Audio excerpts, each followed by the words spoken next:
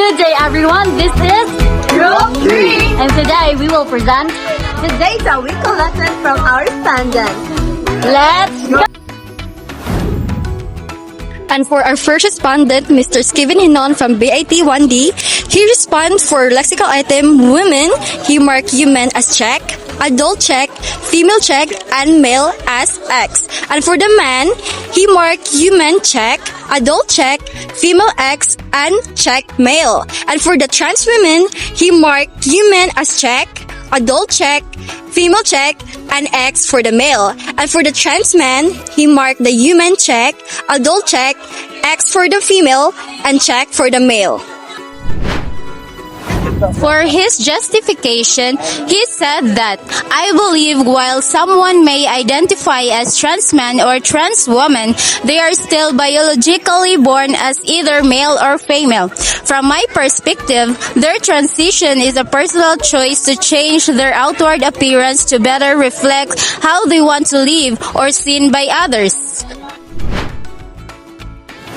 For our respondent 2, we have Anna Kornikova Emorecha from Bachelor of English Linguistics 3 Pairs.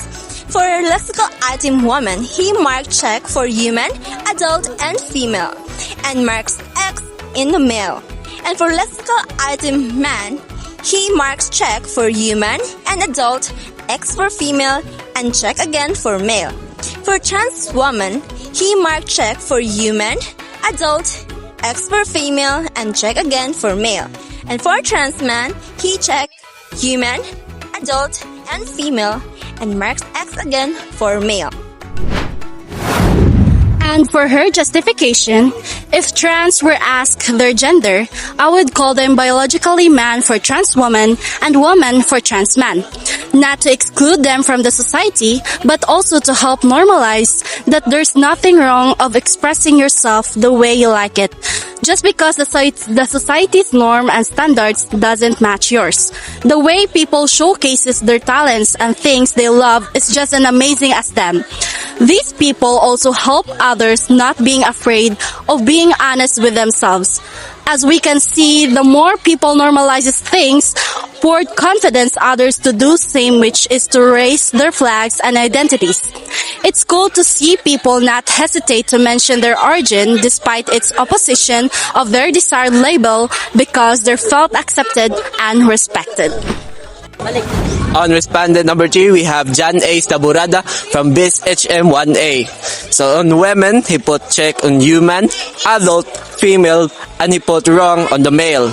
And on the man, he put check mark on the human, adult, but he put a wrong in the female and check on the male. And trans women, he put a check on human, adult, and he put the both check and wrong on the female and male. And last is the trans man. He put a check on human, adult, and also he put a check or wrong mark on female and male.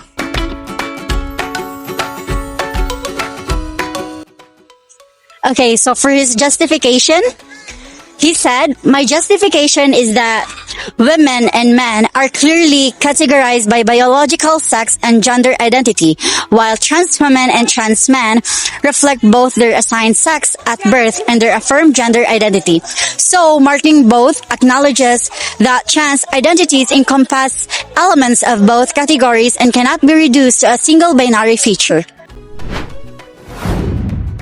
So, to answer the questions, number 1, briefly discuss and interpret your findings. So here's our answer. So all 3 people said woman, man, trans woman, and trans man mean an adult human being, but they disagreed on whether these words mean female or male. So the first person thinks that trans people are born either female or male. So he marked trans woman as female and trans man as male. The second person wants to include the trans people in society. So mark trans woman as male and trans man as female. So the third person says trans identities aren't just one thing. She marked both female and male for trans women and trans men. Like the different answers shows the people understand gender words in different ways. Question number 2. To what extent does componential analysis capture the full meaning of lexical items, and where does it fail? So our answer is, this method called componential analysis is good for seeing that what words have in the common and how they're different. For example, it clearly shows that all these words are for adult human, but it doesn't work perfectly.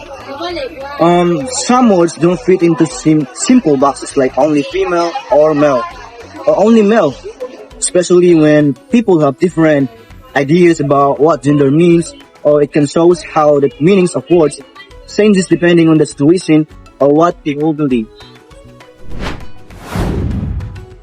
Question number 3, is meaning inherent in words themselves, or is it constructed through social, cultural, and linguistic oppositions? Our answer for number 3 was, meaning doesn't come from the word alone. It is made by the people who use the word, and by the culture and society they live in. The different answers from the 3 people prove this. They all looked at the same words, but saw different meanings, because what they believe about gender. So words get their meaning from how we talk about them, and what we think about them, not just from the word itself. Now here is our documentation.